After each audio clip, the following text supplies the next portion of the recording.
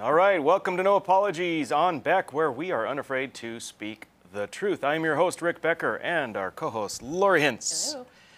Great show tonight, right? We have good stuff. And we've got great guests, and you better stick with us for the whole show or you will miss out. Lori, let's talk about the first segment. This makes me laugh, actually, because when I read the headline, I just went, yay, no more Californians in North Dakota. Right, so the state of California has a ban for their state employees to travel to North Dakota. It's as of August 1st. Okay. And it's based on a bill that we passed, of which I am proud to have been a co-sponsor. Good for you. Anything that I can do to keep Californians out of North Dakota, you are welcome. So I actually do have friends from California who have moved here to escape, so there are those too. Do they vote? Yes, they Like do. And they vote California? the right way too. No, they don't. Okay. So pull up the first graphic, gentlemen. So what we have here is an article, California bans state travel to 5 more states over anti-LGBTQIA laws. And the 5 states are Florida, Arkansas, Montana, North Dakota, and West Virginia. So we got added, which now makes a total of 17 states that the state employees of California may not travel to for meetings and stuff like that.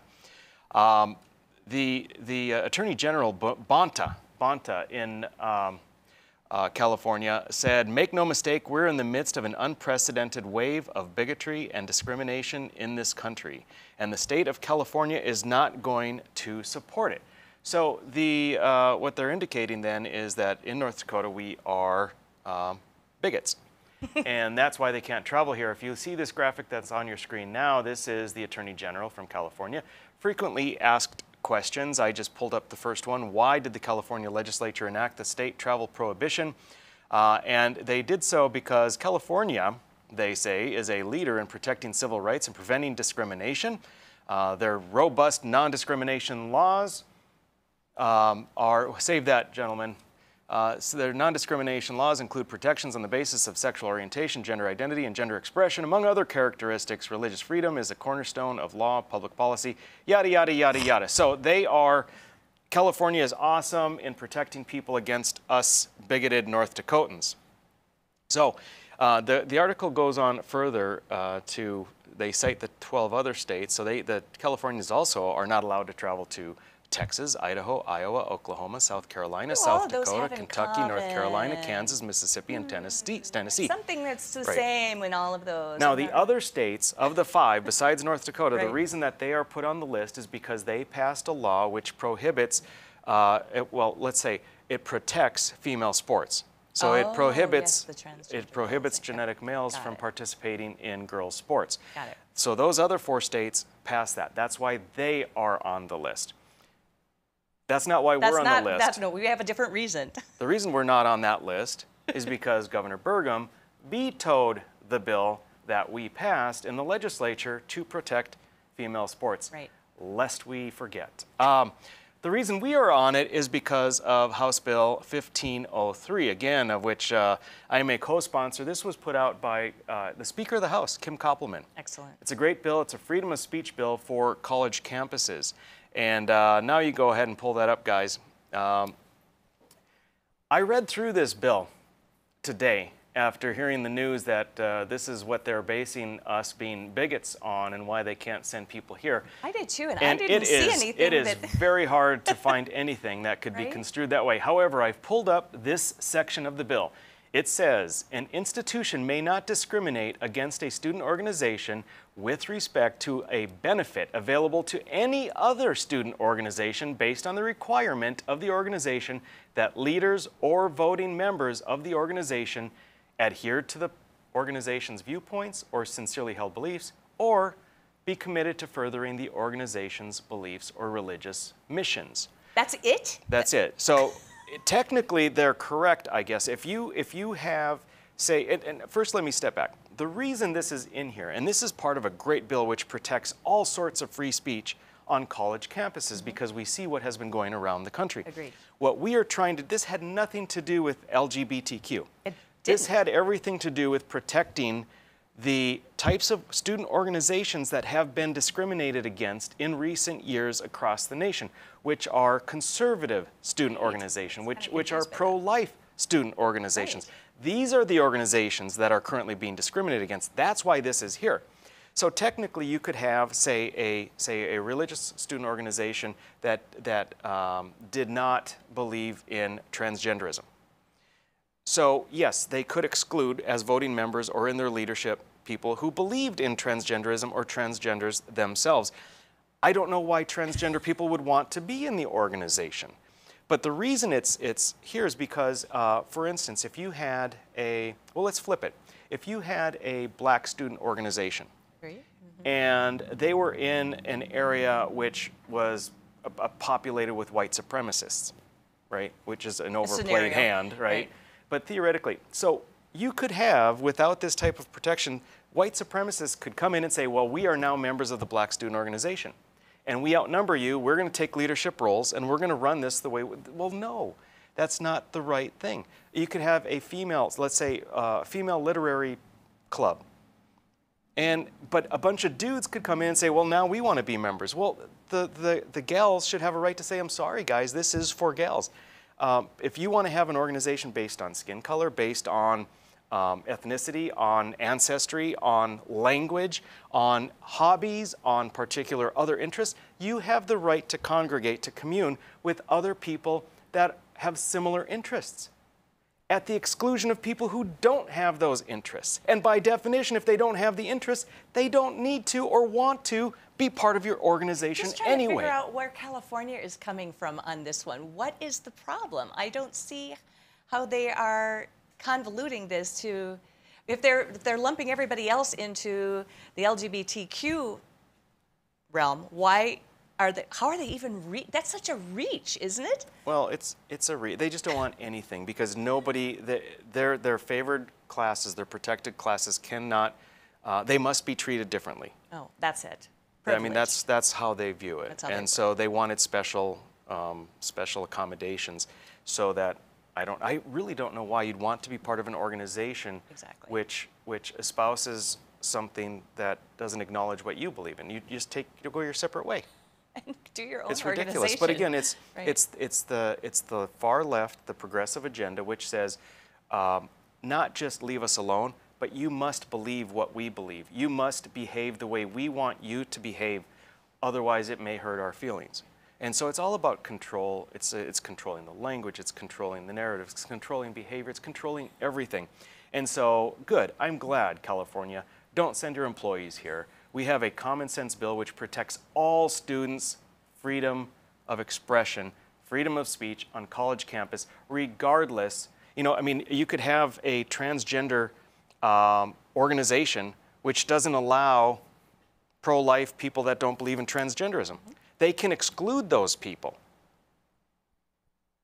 That makes sense. It does. It makes perfect sense. So anyway, this is common sense. I'm happy it's here. I'm happy to have been a part of it. And I'm glad it's getting a little play. I'm sad that we're not on the list for the other bill that Doug vetoed. Yeah, that would have been a good thing. Yeah. I All right. understand.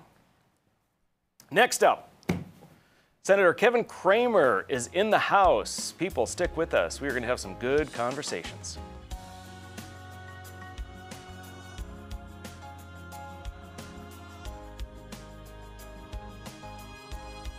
When you can't find answers to your recurring health challenges, it can feel like your health and your future are being held hostage. The Wellness Way is a network of health restoration clinics that think and act differently to solve the health challenges others can't. Here, we disrupt the standard approach to care through a combination of testing, individual plans, and one-on-one guidance, putting your health and your future where they belong, in your own hands. 40 years ago, Aero Service Team started with one truck and lots of hard work. Times may have changed, but the hard work that we put in to get your lives back in order after fire, water, and disaster hasn't. Over the years, we've seen so many families lose their belongings due to water and fire damage. Restoring homes back to the original state has made every hour of hard work well worth it. Thank you for trusting our family with yours. When disaster strikes, you only have to make one call. Aero Service Team does it all. Go for Launch 2018 series winner. Without further ado, it is my honors. Reginald. The winning team is the Flamin' Oh my God! They won!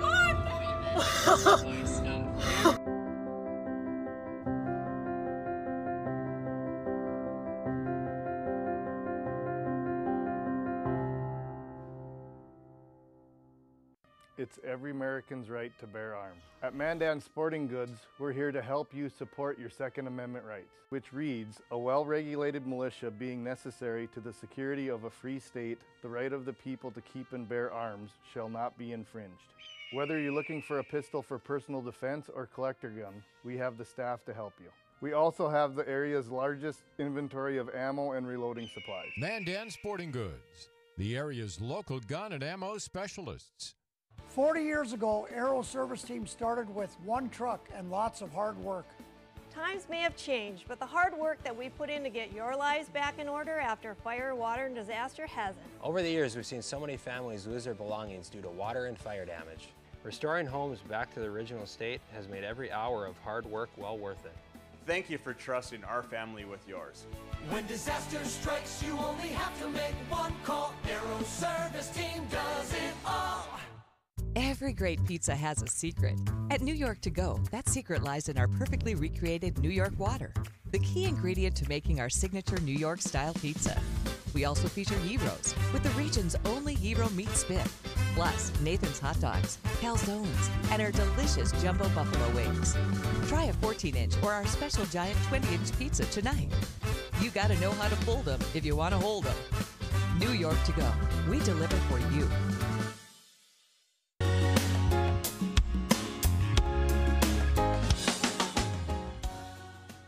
All right, we're back. It's No Apologies on Beck, and we have with us Senator Kevin Cramer. Thank you for being with us. It's a privilege to have you here. That's my honor. I just wonder why it took so long to get the invitation. I don't know.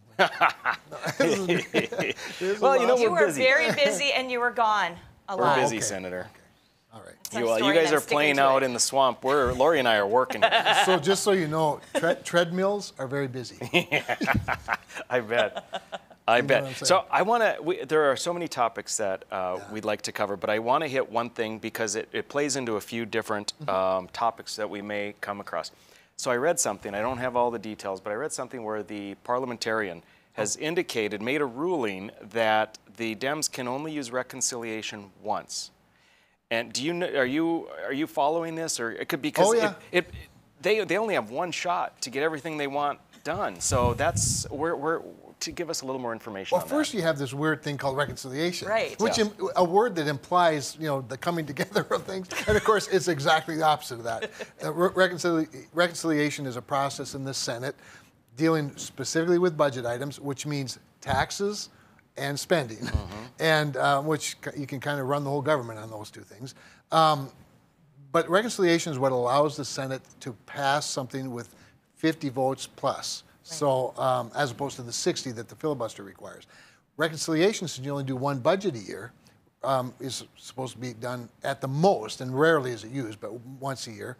But first you have to have a budget resolution, that is to say a budget that the House and the Senate both agree on and pass, again with a simple majority. It doesn't become law, but it becomes a tool for a 50-vote margin. The reason the parliamentarian had to issue an order on this is because they've already done budget reconciliation once this year, and that was on this budget. It was the $1.9 trillion that, in my view, was really what ramped up inflation in this country, right? So, and that's another long segment. But, so they went to see if they could do another budget reconciliation this year, and they can because that was this year's budget. See, we didn't do a resolution last year. So they did a budget reconciliation, a resolution reconciliation on the current budget, and their next bite at the apple is at the budget for next year. So they have between now and September 30th to do that. However, they tried to find out if they could alter the one they just passed and still save the next one for more bad things.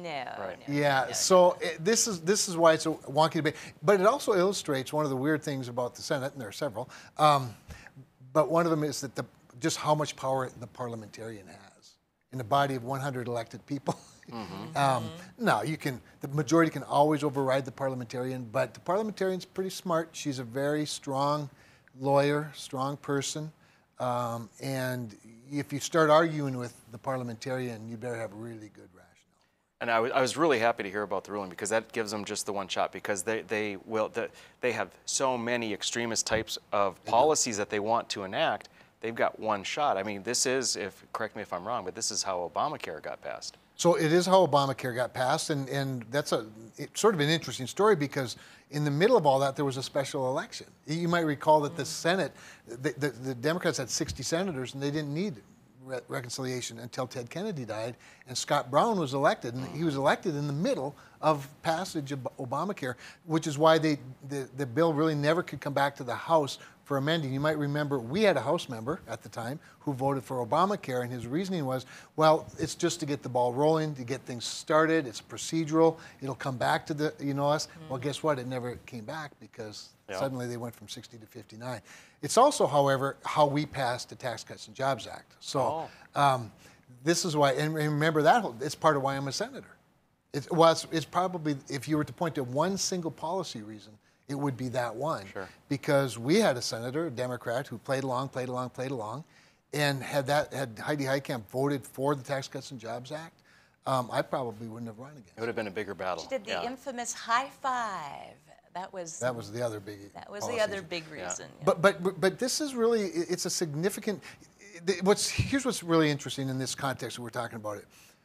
You were, and as you know, I just got off the phone with President Trump before I walked in here. In fact, I was a little late coming in because he called, and one of the issues we talked about, of course, was the Tax Cuts and Jobs Act and what a huge success that was.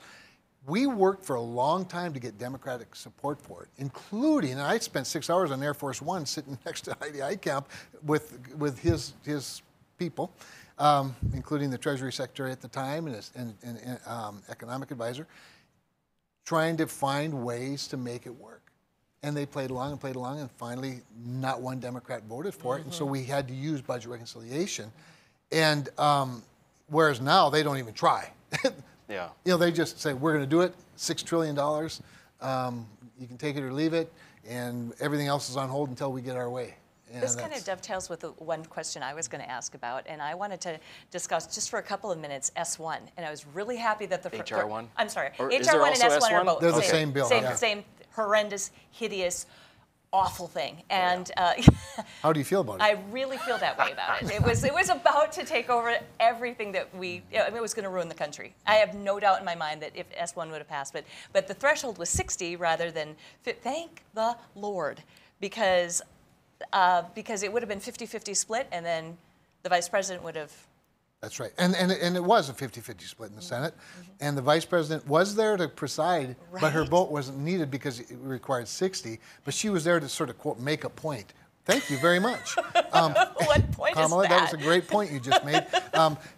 I mean, so S1 was, or HR1, of course, is the House version. The House version, but it's the federal takeover of elections. And you guys know, as constitutionalists, as people, and the number one issue in my world at the high level is federalism, the importance of federalism. It wasn't a mistake. It was on purpose. The states are not the creation of the federal government. The federal government is the creation of the states. Amen. And even though in the Constitution, the federal government has a fair bit, a little more than some people like to admit, authority, because the Constitution does give Congress authority over the time and the manner in which elections are run, but the manner is different than all the rules that govern it. And states do a fine job, thank you very much. Some states better than other states. But the worse than that is the things they wanted to impose on states. So they would require states to do certain things while they run their elections. But some of the hideous things were things like prohibit states from having voter ID laws. Well, 85% of the American public supports voter ID laws, including the majority of Democrats. Well, I've read around the world there were like 46 out of 47 countries, and they all but one use voter IDs with pictures. I'm like, how hard is this? This is not tough stuff, and it's not racist. It's not racist. In fact, nor is it unconstitutional, because the Supreme Court has ruled on the Indiana case about a decade ago. And so, but there were a lot of other objectionable things, like it would mandate ballot harvesting. Can you even imagine such a thing? Requiring it. That's amazing.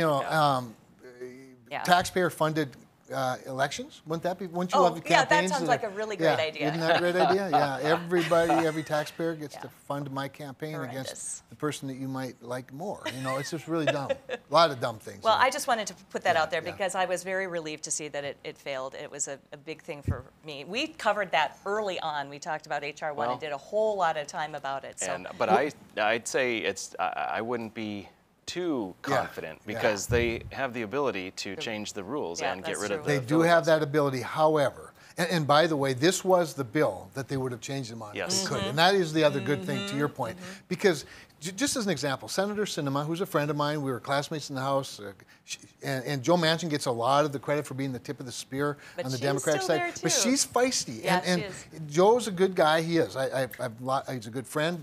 But Kirsten has a greater depth of conviction, shall we say, because let's face it, the woman has made her mark being different. And there's something noble and there's something trustworthy about the authenticity of somebody like Kirsten Sinema. So I really trust her, but she actually likes HR 1. See, whereas Joe wasn't so crazy about it, he voted for it, but and so she really, you got to see the conviction, the constitutional, institutional conviction of maintaining the integrity of the Senate, while she could have switched, if you will, and that could have been the issue that changed her mind on the filibuster, but she hung on with the filibuster. So I think there's something noble about that. Good. Yeah. That's fantastic. Yeah, well, thank goodness there are some on both sides. We got about a minute left in this segment. What are we going to talk about in a minute? I know. We can start something. I thought we would start talking about infrastructure negotiations and talking about infrastructure because that's in the news right now. You mean the bipartisan bill that the president announced before he announced that he's going to veto it unless we spend another $6 trillion on reconciliation? Oh, whoops! I guess I didn't mean it. That one. That was kind of hilarious. Okay, let's hit that one when we come back, folks. So we're going to hit infrastructure. Hang with us. We'll be back in a couple minutes.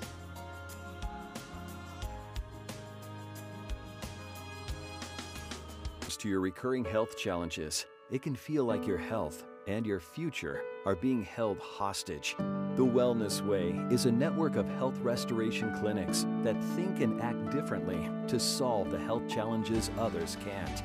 Here, we disrupt the standard approach to care through a combination of testing, individual plans, and one-on-one guidance, putting your health and your future where they belong, in your own hands.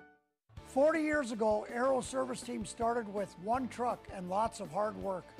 Times may have changed, but the hard work that we put in to get your lives back in order after fire, water, and disaster hasn't. Over the years, we've seen so many families lose their belongings due to water and fire damage. Restoring homes back to the original state has made every hour of hard work well worth it. Thank you for trusting our family with yours. When disaster strikes, you only have to make one call. Aero Service Team does it all.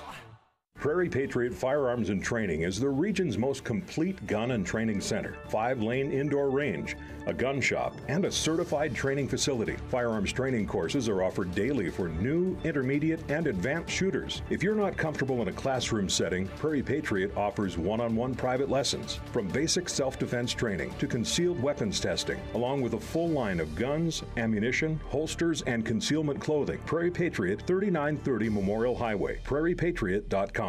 40 years ago, Aero Service Team started with one truck and lots of hard work.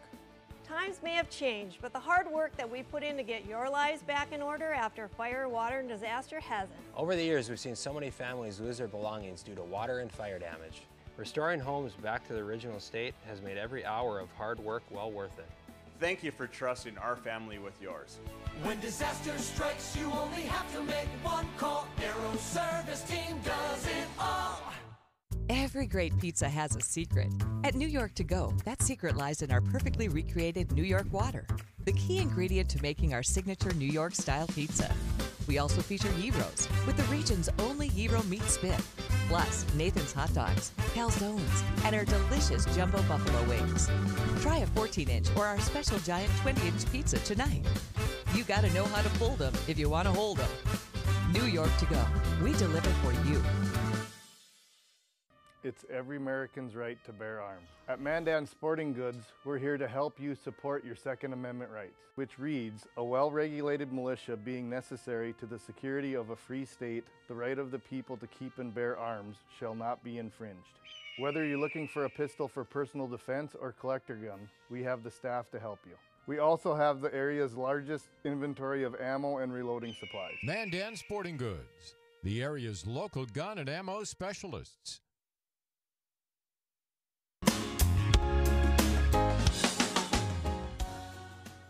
Okay, it's No Apologies, your after-hours oasis of sanity. I'm your host, Rick Becker, co-host Lori Hintz to my far right, and in the middle, Senator Kevin Cramer, our esteemed guest for the evening. Happy to have you here. So we started talking about infrastructure, Senator, and you took note of a graphic that we had used of the infrastructure agreement, the bipartisan infrastructure agreement, and it's quite different than the American Jobs Plan that President Biden had proposed earlier.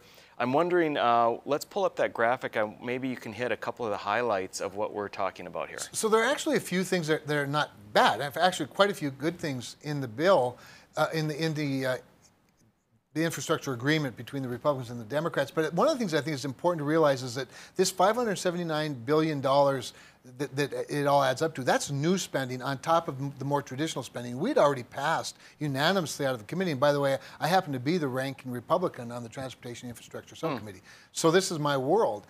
And we did a $304 billion bill that we passed unanimously for surface transportation infrastructure that had some really nice regulatory reforms in it, NEPA reforms. And what's unclear is whether those reforms are still in this package because the lack of detail is problematic.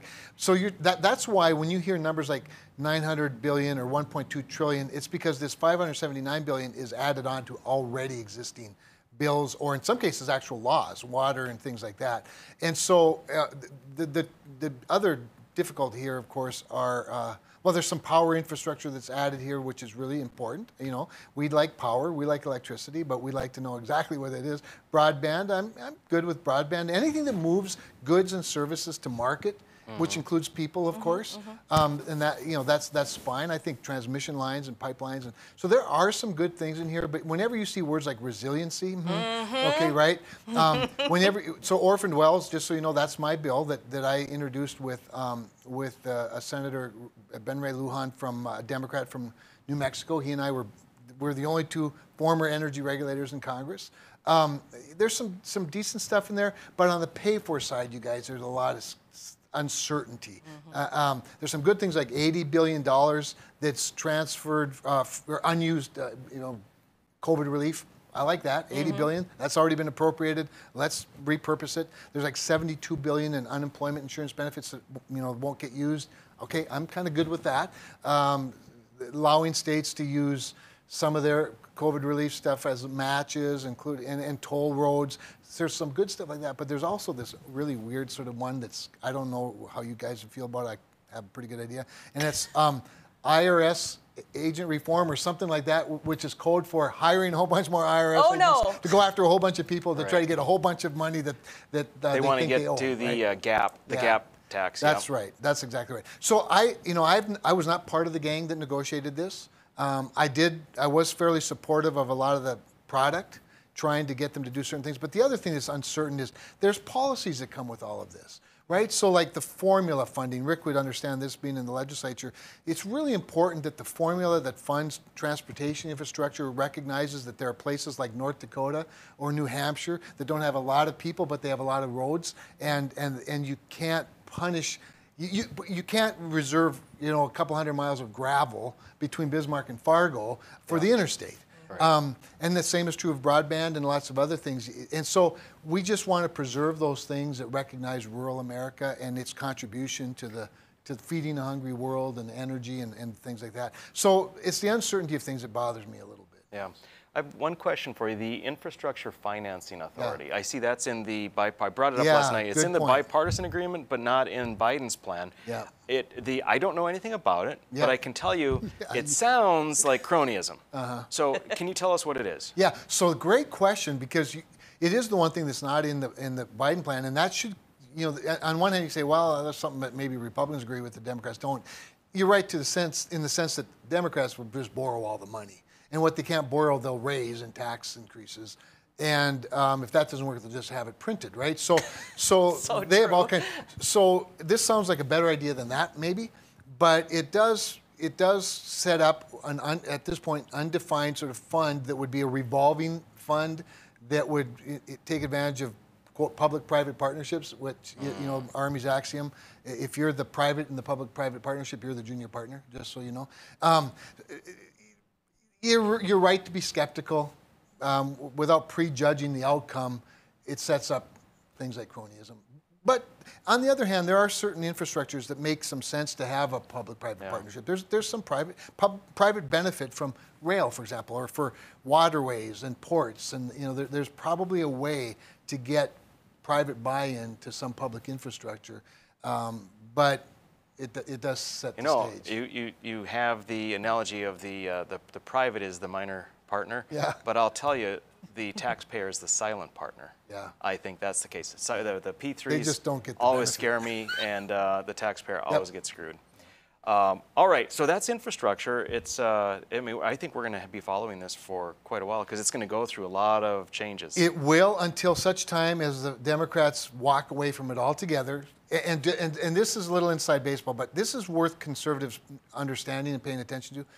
They've got themselves in a bind. I mean, as bad as that looks to some Republicans, it looks horrible to Democrats, particularly to the AOC crowd. Oh, my. Right? Yes, they because do. they want the $6 trillion. In fact, AOC says up to $10 trillion. Yep. And she has no way of paying for any of it except to print it. Of course. And so they're going to eventually be forced to walk away from this thing because it looks too much like us and not enough like them. And that has some political benefit, I suppose, you know, you might say. So you'll see a little gamesmanship going on. But they'll eventually walk away and say, see, they're so unreasonable, those ogres, that we can't deal with them. And so therefore, we're just going to tax everybody and we'll fund whatever we want. Yeah.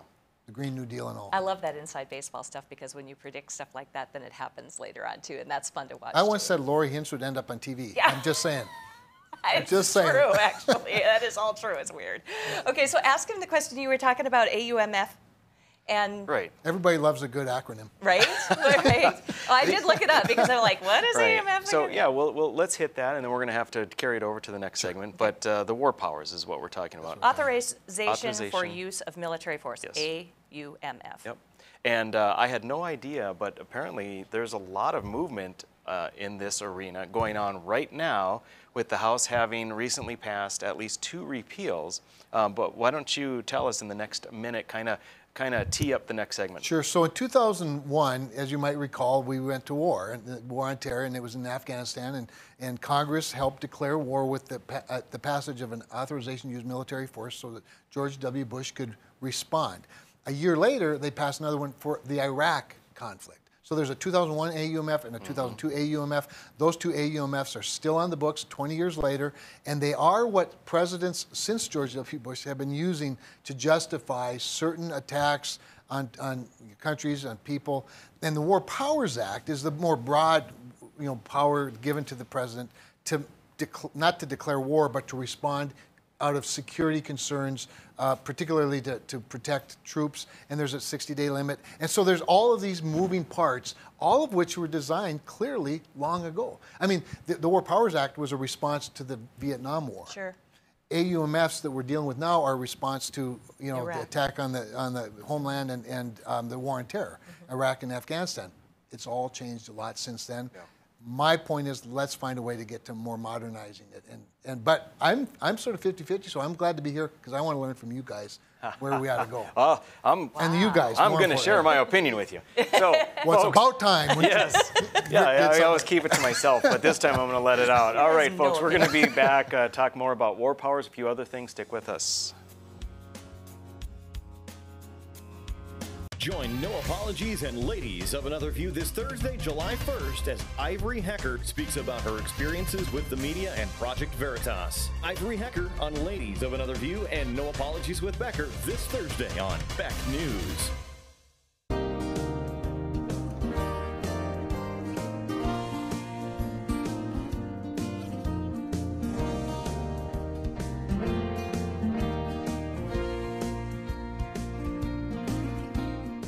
When you're buying windows, make sure you're comparing apples to apples. Hi, I'm Jesse with the Window Source. We only sell you the best windows and doors for the best price. Call the Window Source. Just because you pay less doesn't mean you get less. If you don't know what's going on in education in this country, then you don't know what's going to happen in the future of this country. And it's important. I'm Dr. Duke. And I'm Katie. Watch the Dr. Duke Show weekdays at 4 p.m. Central Time on Beck TV. Every great pizza has a secret. At New York To Go, that secret lies in our perfectly recreated New York water, the key ingredient to making our signature New York-style pizza. We also feature gyros, with the region's only gyro meat spit, plus Nathan's hot dogs, calzones, and our delicious jumbo buffalo wings. Try a 14-inch or our special giant 20-inch pizza tonight. You gotta know how to pull them if you want to hold them. New York To Go, we deliver for you. It's every American's right to bear arms. At Mandan Sporting Goods, we're here to help you support your Second Amendment rights, which reads, a well-regulated militia being necessary to the security of a free state, the right of the people to keep and bear arms shall not be infringed. Whether you're looking for a pistol for personal defense or collector gun, we have the staff to help you. We also have the area's largest inventory of ammo and reloading supplies. Mandan Sporting Goods, the area's local gun and ammo specialists. Hello, I'm Mike Lindell, inventor of MyPillow. Thanks to your support, you've helped make MyPillow become one of the fastest growing companies in America. Over the last 12 years, you've helped MyPillow create thousands of jobs right here in the USA. When I got MyPillow, I'm asleep almost immediately. I stay asleep at night and I wake up more well-rested in the morning. That's why I invented MyPillow.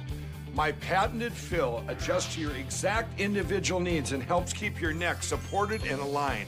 I'm interrupting this commercial right now. Retailers have canceled MyPillow, and to thank you for your support, I'm going to pass the savings directly on to you. Go to MyPillow.com right now to get deep discounts on all MyPillow products. For example, you can get my premium MyPillows, regularly $69.98, now just $29.98, the lowest price ever. For the best night's sleep in the whole wide world, visit mypillow.com.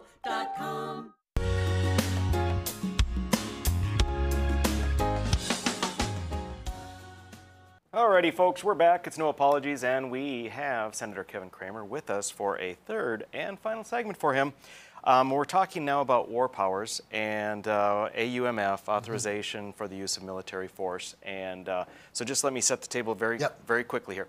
What we're looking at is there are bills to repeal various authorizations, because you indicated in the last segment that they were brought up for the 9/11 attack, for going into Iraq, for going into Afghanistan, war on terror, things like that. But they're being used in a very expanded way that they were not originally intended for. And it goes back, as you said, to Vietnam. We're using these authorizations perhaps in a way that was not intended, in my opinion, clearly not intended by the Founding Fathers. You know, the Congress is to declare war. And so we get around these things. And my final comment is I'm gonna hand you my opinion, and then you can demolish it or try. And that is that I think we need to move away, and I think it sounds like the direction Congress is going is to move away from these things, because Congress should be declaring war if we're going to be in war. And this goes back to Korea and to Vietnam and to everything in the Middle East. If we don't have the fortitude, the spine to declare war, how can we ask our young men and women to have the fortitude to go overseas into a foreign land and to sacrifice their lives? I am so done. Our young people need to come back, and whatever needs to be carried on overseas should be either a declaration of war or a very limited, extremely confined authorization of force. So, what say you? No, I agree with you, Rick, and I think that therein lies the challenge. So the House passed these bills, as you say, with a pretty strong bipartisan support. The bill in now they're over in the Senate. The first one that's over in the Senate is the Iraq one, the 2002 one. And that has the support of a number of Republican senators as well as Democratic senators, but it's going to get a much longer debate. That therein lies what the founders had intended when they created the Senate, the most deliberative body, right? So there'll be a strong debate, and the debate will go much like what you just outlined, because you're right, the direction is definitely toward repealing these. The concern is that there's nothing to replace them, because we do live at a time when wars or when violence is brought on even the homeland now, not by a country, but by a movement. And so War Powers Act, declaration of wars, oftentimes refer to one country versus another country, and the war on terror is clearly different, which is why we ought to have a very different and a more specific and confined declaration or authority. So that's the debate. That's what's going to happen. I'm of the opinion that I'd like to get rid of just pass the first one, then start debate on the second one, and get to this confinement, because I think the American people I think most of them are like you. They'd like to see us restrain the president a little bit. The irony is that President Biden actually came out in support of the AUMF the other day, and then on Friday he bombed Syria. I mean, I know, right? So you go, what? Which is it, dude? Yeah. So anyway, but again, I don't mean to make light of it, and I don't mean that he wasn't justified, probably, but let's get it right. Yeah. Let's get it right.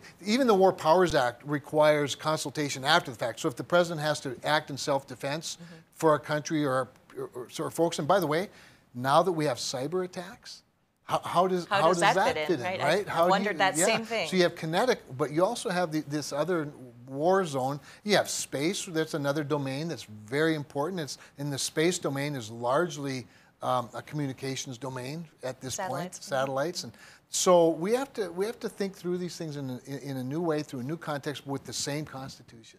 Because my favorite painting that hangs in the rotunda of the United States Capitol, and if you ever get to go in it again, people, one day we're hoping, if not, come to town and call me and we'll walk through. But it is the picture, the painting of George Washington retiring his commission as a military officer, so he could be the president of the United States. And yesterday, as I sat in the front row in Grand Forks for the change of command at the Grand Forks Air Force Base, I was reminded again, as much as I love the generals and the colonels, it's really important that the people's representatives are in charge.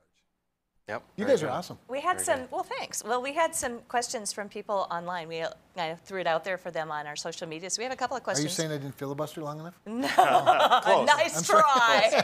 Nice try. Well, we had a couple of questions. Sure. Somebody said, do you support the audit in Arizona? Oh, sure. I think, frankly, the Arizona audit is a great example of states taking on their responsibility as sovereign states in a system where we need states to be strong. That was a good answer. I'm going to fire a couple more for you. Right? One said, somebody said, what happened to the Durham report? Okay, great question. So these are really good viewers. So, I'm just telling you. No, they are. They're well smart. informed. So the Durham report, of course, Durham, remember, was a Republican U.S. attorney whose term is being extended as a special counsel because of some of the unique criminal investigations going on into the origins of the whole Russian hoax, shall we say? Yep. It is a hoax. I don't know the status of it. I've committed in the last week to finding out where we are in it. Some of that's okay to know because criminal investigations are best done without a lot of fanfare. I think sometimes when we get, we want all these public answers to a criminal investigation, we actually can screw up the investigation. But I do think that people are owed an explanation of what's the status of it. So yeah, it seems like it's about due. It's pretty close to 2 years It's now, been a long time. Yeah. And you never know when you're dealing with witnesses and whistleblower witnesses and maybe co-conspirators who haven't yet been charged. There's a lot that goes into a criminal investigation. Well, so a lot of years. Yeah, it's a long time. Another viewer wanted you to weigh in on the beef hearings. Oh, so the beef hearings. Thank goodness we're having them, first of all. And that's really, I got to hand it to John Hoven is on the Agriculture Committee. Mike Rounds from South Dakota have been really, really strong on this issue. A number of us have been pushing. We pushed Pat Roberts when he was chairman, Republican chairman of the Ag Committee from Kansas. Where you're from matters. But now Senator Deb Stabenow is the chairman of the Ag Committee. She's from Michigan. Very liberal compared to us, but a good person, and I like her a lot. And John Bozeman is the ranking Republican. He's from Arkansas. And the two of them together, and Bozeman's really been firm on this. So they actually had the hearings the other day, which is a really great, important first step in shedding some transparency. But now the Judiciary Committee has agreed to have hearings on possible antitrust violations, and that's where the rubber really meets the road, if they can actually get to the issue. And it sounds like Chuck Grassley, who's very important in all of this, from Iowa, he's going to get to choose a lot of the witnesses. Oh, that's good. Because the Justice Department is doing an antitrust investigation as well. Where I tend to focus, you guys, on a personal level, is we need to do something about the fact that 80 or more % of the beef in this country are processed by 4 companies, and 2 of them are foreign owned. That's a really big problem, and none of them are in North Dakota. Exactly. But what North Dakota's done pretty well is that we have a pretty decent little smaller processing climate, in that we have a state inspected program, and maybe Doug Goring talked to you about this, which is federally recognized. And you can get your beef from the local guys really easily here. This is a beautiful thing, doing it. Yep, me too. And I think, but interstate commerce, that gets to be, this is where the Constitution gets wonky, it does have a federal backstop to it. But North Dakota's state inspection is recognized by the feds. And so I have a couple of bills. One is a Prime Act that Rand Paul, in fact, I first got involved with the Prime Act back in the House with now I'm forgetting who it was. But anyway, what this does is this allows custom processing for the producer and whoever they're custom processing for. But then we also are loosening up the interstate commerce, at least with surrounding states in our legislation. I think knocking down the barriers to entry for competitors to these guys is a better route than busting them up. Agreed. I could have answered quicker. That's always the answer, I think. That's always the answer. That's always the answer. Thank you very much for coming. Senator, appreciate it. We won't wait so long in between next time, I promise. All right. Till I get to go. Folks, stick with us. Lori's got a special guest we're going to meet next. When you can't find answers to your recurring health challenges, it can feel like your health and your future are being held hostage. The Wellness Way is a network of health restoration clinics that think and act differently to solve the health challenges others can't. Here, we disrupt the standard approach to care through a combination of testing, individual plans, and one-on-one guidance, putting your health and your future where they belong, in your own hands. 40 years ago, Aero Service Team started with 1 truck and lots of hard work. Times may have changed, but the hard work that we put in to get your lives back in order after fire, water, and disaster hasn't. Over the years, we've seen so many families lose their belongings due to water and fire damage. Restoring homes back to the original state has made every hour of hard work well worth it. Thank you for trusting our family with yours. When disaster strikes, you only have to make 1 call. Aero Service Team does it all. Spas, etc. Yeah. You've come to know and trust us for over 18 years with the largest selection and showroom in Western North Dakota for our beautiful Sundance spas. Plus, you could pick out your next home experience with our selection of pool tables, shuffleboards, and fun accessories. Spas, etc. Your relaxation destination on Main and Bismarck. 40 years ago, Aero Service Team started with 1 truck and lots of hard work. Times may have changed, but the hard work that we put in to get your lives back in order after fire, water, and disaster hasn't. Over the years, we've seen so many families lose their belongings due to water and fire damage. Restoring homes back to the original state has made every hour of hard work well worth it. Thank you for trusting our family with yours. When disaster strikes, you only have to make 1 call. Aero Service Team does it all. Every great pizza has a secret. At New York To Go, that secret lies in our perfectly recreated New York water, the key ingredient to making our signature New York style pizza. We also feature gyros with the region's only gyro meat spit, plus Nathan's hot dogs, calzones, and our delicious jumbo buffalo wings. Try a 14-inch or our special giant 20-inch pizza tonight. You gotta know how to fold them if you want to hold them. New York To Go, we deliver for you. It's every American's right to bear arms. At Mandan Sporting Goods, we're here to help you support your Second Amendment rights, which reads, a well-regulated militia being necessary to the security of a free state, the right of the people to keep and bear arms shall not be infringed.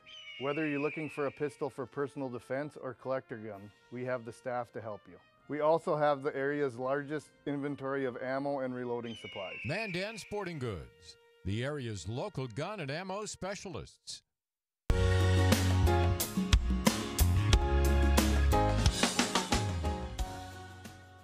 We're back. It's the final segment. You made it. Congratulations.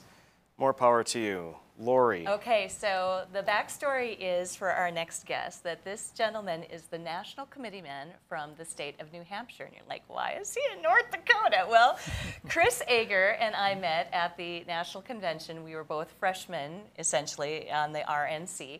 And Chris is vacationing in North Dakota, and I am so thrilled that he told me that he was going to be here. His lovely wife is in the room. Hi, Diana.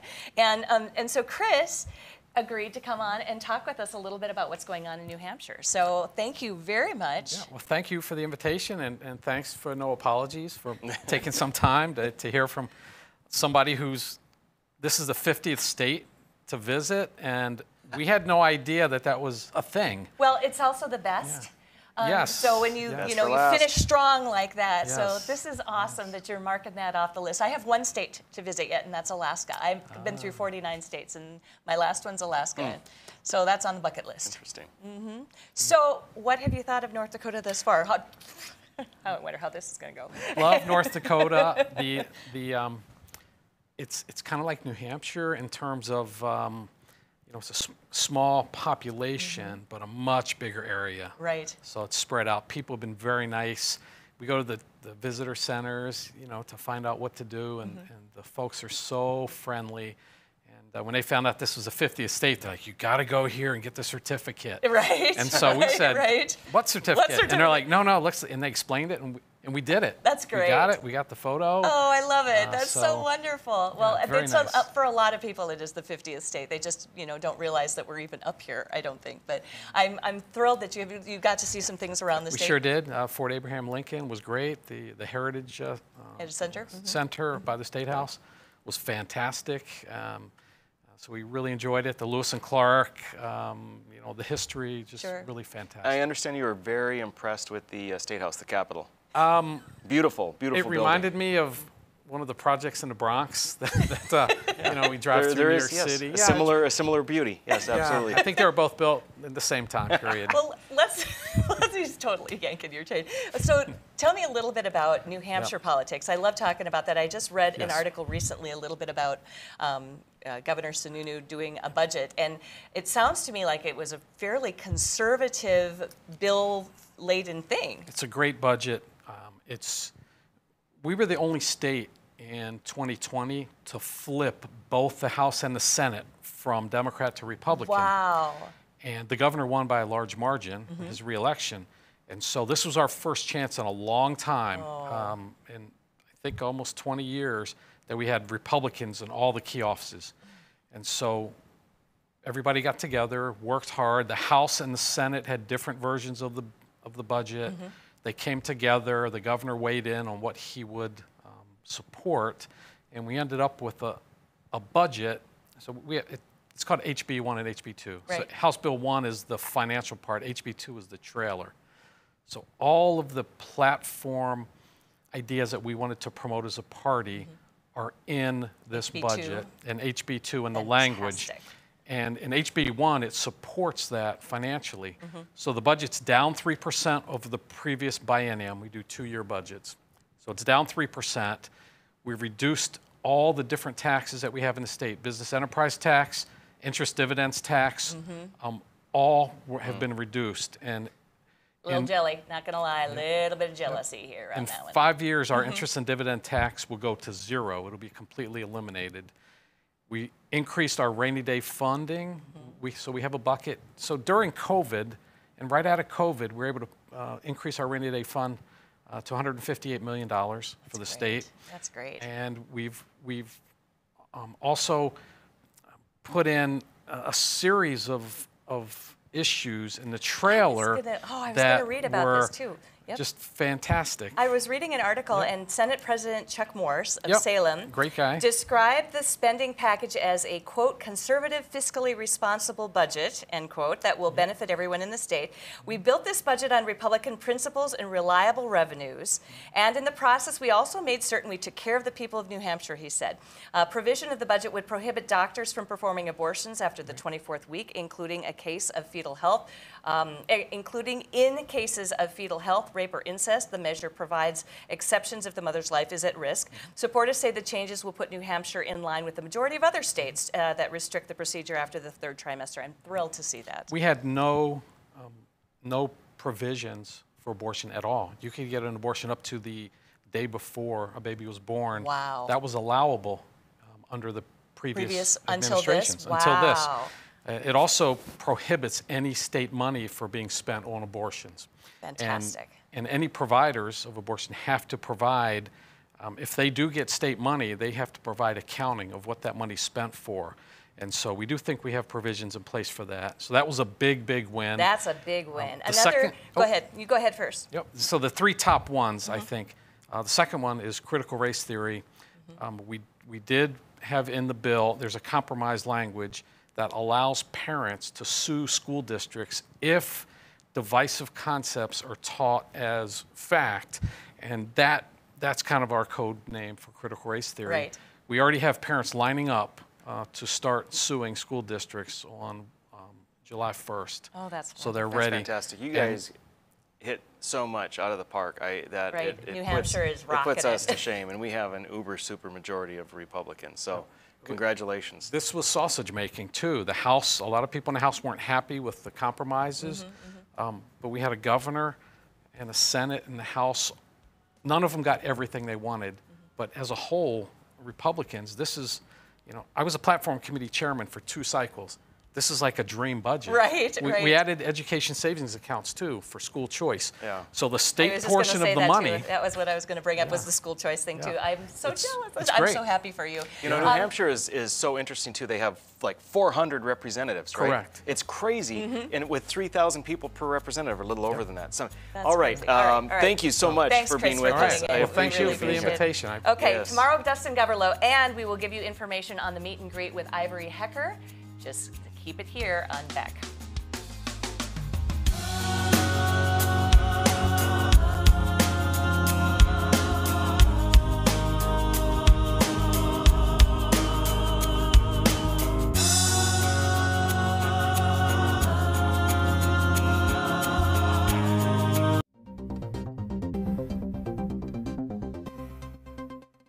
Hello, I'm Mike Lindell, inventor of MyPillow. Thanks to your support, you've helped make MyPillow become one of the fastest growing companies in America. Over the last 12 years, you've helped MyPillow create thousands of jobs right here in the USA.